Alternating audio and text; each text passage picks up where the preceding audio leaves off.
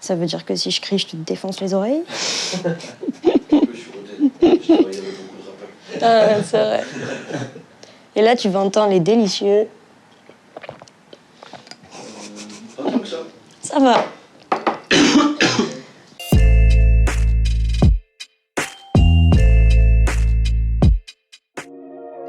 Au cours de l'été dernier, les skateparks des Hautes-Pyrénées, des Pyrénées-Atlantiques, des Landes et du Lot-et-Garonne ont été assaillis par bon nombre d'adeptes. Bon, jusque-là, rien d'anormal. Sauf que, en suivant les réseaux sociaux, l'annonce de certaines infos nous a mis la puce à l'oreille, notamment concernant un événement ayant eu lieu pas très loin de chez nous, à Agen. C'est une fois sur place que nous avons compris qu'il s'agissait de quelque chose de beaucoup plus gros qu'un simple contest de skate. Bon, il faut dire que les choses ont bien bougé quand deux équipes, pourtant éloignées géographiquement, ont décidé de mettre leurs forces en commun le temps d'une petite tournée aux allures de road trip. Chez Arcade Media, on est plutôt curieux. On a donc décidé de suivre tout ça d'un peu plus près, histoire d'en savoir plus. Et quelques coups de fil et messages plus tard, on a pu aller à la rencontre des deux acteurs principaux de ce gros projet nommé Jackot, le magazine Spark et la marque 5A. Bon, mais c'est parti, du coup, on va voir Spark. Ouais. Du coup, direction Tarbes. Direction Tarbes. Il est actuellement 19h31, pardon. Et on est censé arriver à 9h30 par là. Allez. Eh bien, c'est parti. C'est parti pour le petit voyage aventure. Bon, est-ce qu'à ton avis, les gars sont contents Bobo de nous recevoir, les gars de Spark? Ils avaient l'air ultra chauds, c'est clair, très très contents de ce que j'ai entendu. Et Enfin, nous aussi, on est très contents depuis le temps qu'on prépare ça. Ouais, moi, je suis super chaud aussi, quoi. Ça fait... Et puis bon, nous, c'est vrai qu'on part un peu de notre région. Ouais. On part un peu du Marmandais, là, direction Tarbes. Ouais, ça va faire un petit trajet quand même. Petit road trip au câble. Ouais, petit road trip tranquille. On va se mettre au frais au pied des montagnes. C'est ça, impeccable.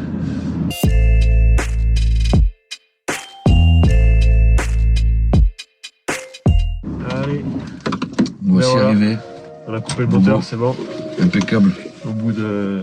Finalement, on a presque mis 2h30, quoi. Ouais. Pas loin, quoi. On a fait une petite pause. Ouais. Au final, on est arrivé un peu fatigué quand même, malgré tout. Puis de quoi se ravitailler. Ouais, c'est l'heure du ravitaillement. Et puis après, un petit dodo. Préparation quand même du matériel pour être prêt à partir demain. Ouais. Décharger le matos, déjà, Ouais. ça va être quelque chose aussi. Ouais. Et recharger la batterie de la GoPro d'ailleurs. Ouais.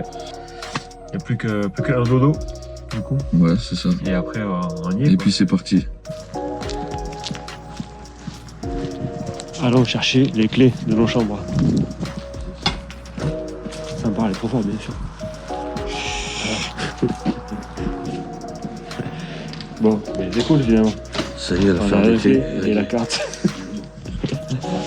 Et go.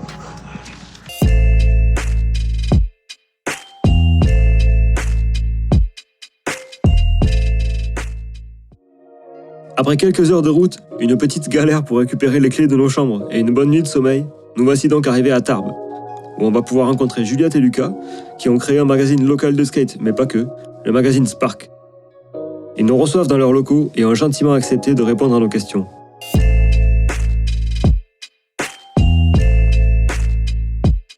Bon, mais salut la team Spark. Salut, Salut, c'est cool, merci de nous recevoir chez vous. mais ça fait plaisir. On est dans vos locaux, du coup, c'est chez vous, en même temps c'est votre atelier aussi. Ouais, c'est ça exactement, ouais. Ici, quoi. On bosse ici, ouais. Qui êtes-vous? Est-ce que vous êtes des locaux d'ici? Est-ce que votre parcours? Alors moi, à la base, je viens vers Saint-Lary, Haro, donc la vallée vraiment d'Or et du Laurent. Et après, comme on avait notre association qu'on avait lancée à Tarbes et qu'on essayait de mener en parallèle de nos études. L'association c'était Spark. Association Ouais, Spark, c'est ça, ouais. dès le début, donc c'était août 2018, la création. Et donc à partir de la fin de nos études, on a dit ok, on arrête les études, on pourra reprendre sur un master. Et voilà, on se lance dans Spark à fond. Moi, je viens du Gers et je suis venu à Tarbes pour mon lycée. C'est là que j'ai rencontré Juliette, du coup. Quasiment fin d'été de terminale, il me semble, on a monté l'association. Et après, on est parti faire... moi, j'ai fait 1 an d'études à Montpellier. Donc, je suis revenu parce que les études me plaisaient pas. Et après, je suis reparti du coup à Toulouse avec Juliette, où là je suis resté 2 ans pour faire mes études aussi. Donc on avait déjà monté Spark, on menait ça, comme disait Juliette, en parallèle des études. Et après, du coup, on est revenu dans notre fief de base, Tarbes, pour vraiment se concentrer à fond sur Spark. Retour aux sources, quoi. C'est ça, exactement, ouais, retour aux sources, revoir aussi les potes qu'on avait perdus en allant loin et tout ça, donc retrouver aussi cette atmosphère dans laquelle on a créé l'association et puis vraiment essayer d'être H24 dessus pour être le maximum rentable dans ce qu'on fait, quoi. L'asso, du coup, on l'a créé en 2018. La première année, on a fait des événements style des soirées avec des projections de vidéos de skate qu'on avait tournées. On a très vite fait des fringues parce que c'était un truc qu'on voulait aborder, qu'on voulait faire des habits qui coûtent déjà pas cher et où il y a vraiment un artiste qui est venu exprimer quelque chose. C'est pas juste le logo de la marque posé pour 50 € sur un t-shirt blanc, quoi. Et c'est vrai que chercher aussi, exactement, c'est un peu de là qu'on est parti pour faire les fringues, c'est qu'on s'est fait le constat que voilà, aujourd'hui il y avait des marques qui pour une impression sur un t-shirt blanc juste parce que c'était le nom de la marque te vendaient ça à 50 € et pour le skater et le défoncer, bon voilà quoi.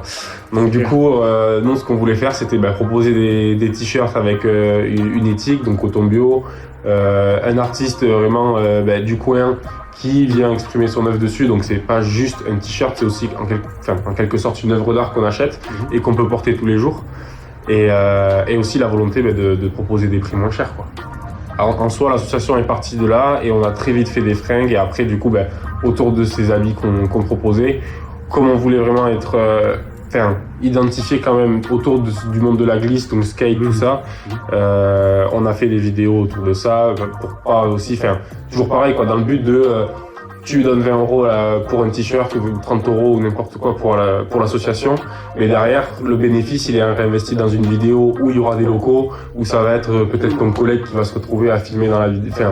Voilà, c'était vraiment dans ce but il y a une marque, mais c'est aussi la marque qui va réinvestir pour la communauté, quoi. Le but, c'est pas de s'enrichir, en fait. C'est ça, exactement. D'accord. Ouais. C'est faire vivre la localité. C'est ça, ouais. Ça fait 3 ans qu'on a lancé l'asso, on se paye toujours pas, et c'est vraiment, c'est parce que aussi on réinvestit tout à chaque fois dans les projets, quoi. C'est la passion qui vous anime. C'est la passion, c'est ça, exactement. Donc, tout ce qui rentre est réinvesti dans des vidéos, des événements, tout ce qu'on peut faire pour la communauté, quoi. Ok. Donc, fringues en premier, et après magazine, du coup, qui en découle. Ouais, alors le magazine, c'était comme on avait vraiment cette double identité skate et art. Sur cette notion-là de skate et art, en fait, ce qu'on s'est dit, c'est que comme on faisait avec les t-shirts de promouvoir des artistes grâce aux fringues, on s'est dit qu'on voulait faire plus, que ce soit pour les photographes qui gravitent autour de la scène du skate, les vidéastes, même les professionnels au final qui ont une vraie activité autour de ça. Donc le magazine pour nous c'est le moyen le plus simple et le plus efficace de pouvoir regrouper plein d'artistes, de pouvoir communiquer sur ce qui se passe dans le sud-ouest et échanger avec les professionnels, échanger avec les artistes, échanger avec les skateurs. On peut mettre tout le monde en avant sur un seul support, quoi, avec le magazine. C'est ça qui est bien, quoi. Et c'est vrai que vu qu'on tournait beaucoup des vidéos de skate, même si on sortait des t-shirts, moi je trouvais que d'un point de vue public, on mettait pas assez les artistes en avant. Et le magazine, pour le coup, permet de vraiment faire l'entre-deux entre skate et art, quoi. Quels sont vos rôles respectifs au sein de ce magazine? Qu'est-ce que vous faites clairement? Alors pour le magazine, on est tous les deux directeurs de publication, donc c'est nous qui choisissons tout ce qui est le contenu du magazine à proprement parler. Vous êtes quand même assez libre du coup. Oui, voilà, c'est ça. Liberté, quoi. On a des rubriques qui sont fixées, donc on a une rubrique skate qui peut aller de 5 à 10 pages si vraiment on a beaucoup de contenu. Qui sont là du coup vraiment des recherches sur une marque, sur un groupe de skate. Ça peut être n'importe quoi, mais c'est vraiment axé skate, 100% skate. Et après, on a la même rubrique du coup art sur 10 pages où on va aller interviewer des artistes, on va retrouver des pages concernant la musique, s'il y a une tournée ou un concert qui arrive dans pas longtemps. Ça va être tout ce qui va vraiment toucher à l'art pour le coup. Et autour de ça, du coup, s'articule un portfolio qui, du coup, reprend 50% de skate, où c'est tout le temps, plus ou moins tout le temps des photos de skate, et 50% de photos plus ou moins artistiques, avec deux démarches différentes, en fait. Il y a vraiment dans le portfolio une démarche photo purement artistique et photo purement skate. Sport, voilà, c'est ça. skate sport, quoi. C'est ça, exactement. Ok. Donc c'est pour ça qu'on a vraiment le portfolio qui se construit autour de ces deux rubriques et qui fait un chemin de fer un peu entre tout ça, quoi. Après, voilà, Lucas, lui, c'est vrai qu'il est, enfin, vis-à-vis du magazine, en tout cas, il est beaucoup dans la recherche et on se met d'accord vis-à-vis de tout ce qui est artiste et de qu'est-ce qui va sortir, de voir si les uns et les autres s'articulent bien. Et après, moi, je prends vraiment une grande partie du relais parce que j'écris, je corrige les fautes. Rédaction, c'est Juliette. Ouais, je gère la rédaction. Après, voilà, encore une fois, je le fais lire pour voir s'il est d'accord pour le contenu. Ensuite, il y a les estimations pour tout ce qui est imprimerie, pour voir, OK, il y a le magazine, mais il y a toutes les déclinaisons, le poster, les planches. Donc, du coup, rechercher les prix les moins chers pour, évidemment, voilà, avoir le meilleur fournisseur et s'en sortir le moins cher possible. Donc, voilà, parce que après, nous, on envoie tout le contenu à Visible. C'est un studio de design à Bordeaux. Et eux, ils s'occupent donc de tout le reste. Nous, vraiment, on envoie des pages Word et eux, ils nous rendent ça. Donc, vraiment, c'est... Donc vous leur donnez un cahier des charges, grosso modo. Eux, ils sont directeurs artistiques. Donc, vraiment, eux, c'est eux qui gèrent tout. Après, nous, comme c'est devenu des amis, maintenant, on voit vraiment les choses ensemble. Ils nous montrent une première version quasi finale.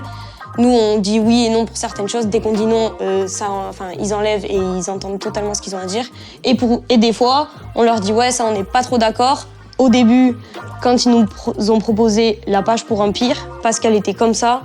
Et au début, on s'est dit, je sais pas, on n'est pas forcément d'accord. Et en fait, ils nous l'ont présenté d'eux-mêmes. Ils nous ont dit, bon là, ça va couper le sens de lecture, ça va obliger le lecteur à tourner le livre et donc à poser un peu plus ses idées. Donc, au final, voilà, c'est un vrai échange qu'il y a entre nous et vraiment, c'est du beau travail. C'est vraiment, le magazine, il s'articule autour d'eux. Ils sont deux dans le studio de design, autour de nous deux qui sont directeurs de publication et autour de Pal, donc le Pierre-Antoine Lalode, le photographe qui, dès qu'on lui dit « Ok, il nous manque des photos, il faut organiser une session », on y va. Ou voilà, se mettre des missions pour alimenter. Que le fait avec plaisir. Oui, bien sûr. Il sait que voilà, la couverture, ce sera pour lui. Souvent, il a eu le poster. Bon là, c'est la première fois, on l'a laissé pour Angèle parce que on a fait quelque chose de très centré sur le projet Jacotte. Mais voilà, là, on l'a laissé à Angèle pour cette fois parce qu'en plus, la photo, elle est vraiment magnifique. Il l'a exposée pendant les releases et il savait que ce serait pour le magazine après. Donc, il l'a pas mis dans son fanzine à lui pour nous la laisser après. Donc, vraiment... Cette photo, on voulait absolument la mettre en poster, mais voilà, généralement c'est Pal, donc Pal, il est très content de travailler avec nous aussi, je pense. C'est un bon support pour lui aussi, c'est un bon portfolio. C'est-à-dire que tout le monde y gagne C'est ça. au sein de ce projet-là. C'est exactement toujours dans le même sens, quoi. C'est de nous, la cause vraiment de Spark, c'est de faire monter tous les artistes, les skateurs, tous les acteurs de la culture skate dans le sud-ouest. Et voilà, c'est sûr que quand il y a un magazine qui sort et qu'un photographe peut avoir 10 photos exposées dans ce mag, c'est sûr que ça fait la diff, quoi. Et même pour nous, ça nous fait nous, on pourrait pas le créer sans Pal et en même temps, voilà, Pal, ça lui permet d'avoir un vrai support pour s'exprimer. Et puis le format papier, c'est toujours différent du digital, quoi. Alors, d'où vient ce nom Spark? Comment ça se fait que ça s'appelle Spark? L'idée, c'est quoi de base? Est-ce qu'il y a un thème? Alors déjà, moi je tiens à dire quelque chose, je sais même pas si Lucas était au courant, je crois qu'il était au courant, mais moi, quand j'étais jeune, je regardais des youtubeuses faire des vidéos make-up et je regardais des meufs qui s'appelaient pas par leur prénom, parce que si elles perdent, ça devient chiant. Donc du coup, elles avaient que des noms un peu comme ça de meufs, tu vois. Et moi, je kiffe le mot Spark parce que ça veut dire étincelle. Et donc, je m'étais appelée Little Shining Spark. Et je crois que j'avais publié une vidéo en mode haul de tout ce que j'ai acheté dans la journée. Bref, truc de merde. Et du coup, j'ai toujours kiffé ce truc Spark. Et avec Lucas, quand du coup, l'idée d'avoir une marque asso, Un nom, quoi. voilà, c'est ça. une identité, et j'ai dit ouais, Spark, moi j'aime bien. Et il m'a dit ouais, c'est vrai, Spark c'est cool. Et du coup, on est parti là-dessus. C'est vrai que c'est un nom qui pète, quoi. Ouais. Déjà, c'est un seul mot, c'est pas trop compliqué, c'est pas. Enfin voilà, c'est presque onomatopée, quoi. Ouais. Et ça a une signification aussi, quoi. Ben pour moi, quand tu m'avais expliqué, quand tu m'avais dit que Spark aimait bien tout ça, tu m'avais dit que ça voulait dire étincelle en anglais. Et du coup, ce que je kiffais bien, c'était la représentation de Spark. Ça peut être cette petite étincelle où voilà, dans le sud-ouest, il y a un peu comme un nuage de gaz dans la communauté de skate où voilà, tout le monde est un peu présent, fait des trucs de son côté, mais il n'y a pas vraiment de quoi tout faire partir. Et j'ai trouvé ça cool que Spark, ça peut être l'étincelle qui fait tout prendre et tout le monde se connecte dans le sud-ouest et on arrive à faire un gros truc et à montrer qu'on est là, quoi. C'était vraiment dans cet esprit-là que je trouvais ça sympa et du coup, ça rendait bien, c'était un peu incisif, donc... Voilà. J'aime bien l'anecdote de... Voilà, c'est le moment guilty. Je l'avoue. Vous travaillez avec quand même certains collaborateurs réguliers. Ouais. Est-ce qu'il y a aussi d'autres gens, parce qu'il y a quand même apparemment un vivier assez important d'artistes dans notre localité. Est-ce que vous avez aussi, vous leur laissez un peu de place en fait, peut-être des fois pour surprendre vos lecteurs aussi, pour vous renouveler aussi? Ouais. Après, nous, en termes de collaborateurs vraiment sur le magazine, on a du coup, y a le designer, Pal, qui sont des gens où eux, on sait que d'entrée, on va toujours travailler avec eux. Mais après, sinon, c'est plus nous sur la phase de réflexion où on va essayer d'aller chercher des artistes qui nous intéressent. Après, on se tient informé de tout ce qui bouge, quoi, comme un média classique, quoi. On regarde tout ce qui se fait dans le sud-ouest, on essaie de s'intéresser à tout ce qui se fait. Et du coup, quand il y a quelque chose qui nous intéresse et où on trouve que on pourrait le mettre en lumière, vraiment aider à se faire connaître tout ça, le magazine c'est un bon moyen. Donc c'est plus nous qui allons vers des gens que. Mais après, par exemple, la dernière rubrique art qu'on a fait dans le magazine 3 sur Atelier 23, qui est un studio de couture et d'upcycling de textiles pour faire des nouveaux accessoires, tout ça. Ouais, j'ai vu sur Instagram un peu, je suis allé voir. Lui, on s'est clairement dit, il faut qu'on voit avec lui, donc on s'est calé un rendez-vous. Comment on aurait pu aborder aussi son activité dans le magazine, parce que c'est aussi ça, quoi. Il faut que ça lui rende le plus de lumière possible. Donc sur cette partie-là de design, les artistes ils ont quand même, ils peuvent quand même bien largement décider sur comment ça va rendre dans le magazine, quoi. Ils ont quand même leur mot à dire. C'est ça. Vous gardez un peu de liberté, mais vous laissez aussi un petit peu de liberté aux gens. C'est ça, exactement. À chaque fois qu'on collabore avec quelqu'un, même quand c'est juste un artiste et qu'on se dit putain, on aimerait bien avoir 5 ou 4-5 photos de toi dans le magazine, dans le portfolio, c'est toujours carte blanche. On lui dit tu nous envoies ce que tu veux, tout ce qui te va tu nous envoies, et puis nous après on fait une sélection, on lui fait un retour de ce qu'on a sélectionné pour savoir si ça lui va. Donc l'artiste est vraiment libre, c'est sûr que c'est pas du tout dans ce truc de on fait comme ça, on a notre idée. Et, c'est ça.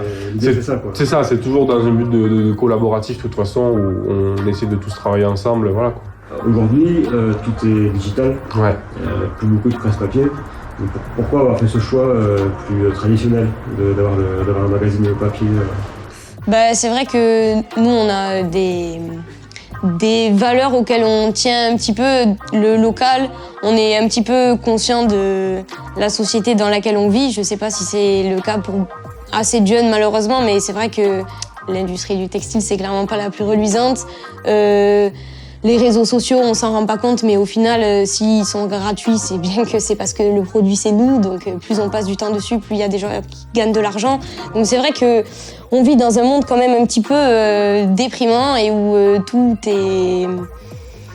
tout va vers les mêmes personnes, et nous, on essaie un petit peu, pas de stopper la mondialisation non plus, parce qu'on n'a pas les épaules pour, mais c'est vrai que faire les choses à notre échelle. Ouais, c'est ça, de redonner un peu à tout le monde, quoi. Coton bio, ne pas trop publier sur les réseaux et favoriser la presse papier et les petites presses. On a fait une interview chez Atomic l'autre jour, et c'est pareil, les petites presses audio. Radio, c'est un truc auquel on est attaché. Et puis le local. La presse papier permet aussi d'être distribué en skate shop, de créer du passage pour les shops locaux, et plus qu'une publication où même si tu les mentionnes, mais c'est vrai qu'en général tout ce qui sort dans le magazine en général n'est pas publié, et c'est aussi aller chercher cette exclusivité, mais aussi cette photo qui est sur papier du coup et que tu as dans un magazine qui bougera pas la photo sur Instagram que tu vois un jour et après, 1 heure après, elle a disparu et elle est noyée dans une mer de contenu immense, quoi. C'est ça. C'est ça. Mais après, c'est vrai que c'est toujours compliqué parce que des gens comme Baptiste, par exemple, de 5K, qu'on adore, ou comme Pal, c'est pareil. Instagram, ça reste leur moyen de travail à eux aussi, et donc du coup, c'est vrai qu'ils ont eux aussi envie de souvent publier. Donc voilà, là, on a reçu un appel de Pal qui a fait une publication où il a mis la couverture, tout ça sur Instagram, et où il nous a demandé si ça nous dérangeait pas après l'avoir publié. On lui a dit évidemment que non, je veux dire, on paye une misère, on devrait payer chacune de tes photos. Instagram, c'est là où les gens te voient, enfin, il y a zéro souci, quoi. Donc voilà, on rend aussi à César ce qui est à César, si je puis dire. Donc, c'est cool parce que, comme on parlait un peu en off aussi, tous ces trucs-là, ça se perd. C'est des trucs un peu de vieux maintenant, entre guillemets. Nous, on est plus vieux que vous. C'est ça, ouais. Et on est content aussi nous, de voir ces supports-là, quoi, parce que même le petit fanzine qui est sorti pour Jacotte avec les photos, qui se perdent un peu. Nous, on avait ça dans le skate aussi, dans le rap, dans le concert. Ouais, carrément. Ça se perdait un peu, donc moi je trouve ça cool. Et puis même dans le magazine, tu vois, il y a aussi, là on est sur le carton de remerciements qu'on fournit toujours, il y a une recherche de la qualité du papier. Tu vois, c'est un papier qui est vachement, il y a de la texture. Le magazine, c'est pas du tout les mêmes papiers. Le sticker, c'est pareil, on essaie de toujours aller chercher des stickers de bonne qualité. C'est ça, qualité, c'est un peu un mot d'ordre. Avec le magazine, en tout cas, ça c'est fait même en général. Avec les fringues aussi, on essaie de faire toujours une belle petite carte, presque faite à la main et tout, pour l'étiquette. Je vais te le dire, je vois que c'est numéroté, en plus il y a un petit côté collector. C'est ça, exactement, ouais. Les 200 magazines sont tous numérotés, ouais. Quelles sont vos influences sur la création du magazine? Est-ce que vous en avez déjà ou est-ce que Moi, une de mes plus grosses influences, je pense, sur la création du magazine, et tu vois, c'est ce que tu disais, que c'est quelque chose qui se perd, c'est les magazines Jacker, où vraiment tout leur concept de marque était basé là-dessus, vu que les t-shirts reprenaient les couves des magazines et tout. Et vraiment, c'était ce truc de beau magazine qui parle d'un ensemble vraiment de la culture skate au sens large, avec des pages musique, des pages artistes, des pages de skate, des gros portfolios, des gros stickers. Moi, c'était vraiment ce truc qui m'avait choqué, où voilà, tout ce que j'aimais, c'était rassemblé dans un magazine et de bonne qualité, avec des couves qui étaient le démon, un papier hyper épais. Enfin, franchement, je l'ai trouvé hyper fort. Et c'est vraiment, je pense que c'est eux qui ont fait que le magazine, en tout cas, c'était un truc qu'on voulait absolument faire. Le skate aujourd'hui, c'est un sport et beaucoup de monde le voit uniquement comme un sport, mais nous, on sait très bien que c'est aussi une grande partie culturelle, musicale, artistique. Ça regroupe tout un tas de choses et le problème c'est que c'est très très bien que ça rentre au JO et que j'imagine qu'il y a plein de gens qui en sont très contents, mais c'est vrai que du coup ça affirme énormément le côté sport et entraînement et performance, alors que le skate c'est avant tout expression, amusement avant tout, mais expression, montrer, c'est l'objectif, c'est pas de faire le plus gros trick sur le plus gros spot, c'est de faire le trick qui te ressemble et la façon dont le spot, toi, tu vas le rendre stylé. c'est très personnel, quoi. C'est ça. C'est une vraie expression artistique. C'est pas juste un sport, quoi. Donc c'est ce qu'on veut montrer, quoi, que le skate c'est presque un art et pas uniquement un sport, quoi. C'est voilà. C'est le 13e art, le 14e art, je crois. Donc une journée type ou le quotidien chez Spark, ça se passe comment? Une journée type chez Spark, du coup, ça commence tôt, ça boit un grand verre de café, on fait une réunion pendant 1h30 à peu près, 1h30, 2h en fonction du travail, où on se fixe tout ce qu'on a à faire pour la journée et même à la semaine, et puis après, en général, moi, je prends tout ce qui est plutôt production textile, donc ça va être des commandes, ça va être même préparer les visuels, commander les étiquettes. Alors que moi, je vais plus gérer toute la partie administrative, je vais reprendre les comptes, voir les entrées, les sorties d'argent, m'occuper des papiers, aller imprimer les factures, et après, les mails, beaucoup aussi. Voilà, la lecture des mails, parce que les lundis matins. Ça, c'est clair que c'est une journée type du lundi matin où voilà, on se répartit un peu les trucs pour la semaine. Après, c'est vrai qu'on a des semaines tellement... des fois, on est dans des journées de distribution, on livre nos fringues ou nos magazines. Là, c'est des grosses distributions et ça, souvent, c'est sur plusieurs jours. Des fois, on est au bureau parce qu'on a des grosses commandes de fringues qui doivent arriver. Et là, par exemple, le skate shop de la ville, Evol, il nous a passé une grosse commande de 50 t-shirts. Donc maintenant que les visuels sont faits, il va falloir toutes les étiquettes. Donc voilà, là c'est... Il y a des journées vraiment de production aussi, purement et simplement, où voilà, là c'est vraiment... on fait des fringues, quoi. C'est vrai que là, quand il y a des commandes comme ça, souvent Lucas se met sur la partie vraiment physique, où lui il gère le textile, et moi je vais créer les publications pour Instagram, pour lui filer aussi, créer le Google Drive pour qu'il puisse les récupérer. Enfin voilà, moi je vais gérer un peu tout... le reste. Voilà. C'est ça, administratif. C'est ça. Moi, on va dire que je suis plus tout ce qui va être manuel, même aller déposer des livraisons, aller envoyer des colis, tout ça. Et ouais, Juliette va plus faire tout ce qui est un peu impalpable. Voilà, La communication bien, c'est le bureau. c'est un peu ça, ouais. C'est un peu ça. Mais après, voilà, il y a toujours ce temps de 2 heures, enfin 1 heure minimum de réunion le matin où vraiment on va pouvoir, même sur toute la partie café, échanger avec moi et moi sur tout ce que je vais faire, échanger avec elle. Et c'est vraiment ça aussi, la base dans une journée de Spark, c'est énormément de communication entre nous deux, quoi. Et donc beaucoup de cris et beaucoup ça arrive aussi, ça arrive aussi. Beaucoup de communication. Ouais, comme dans tous les... C'est ça.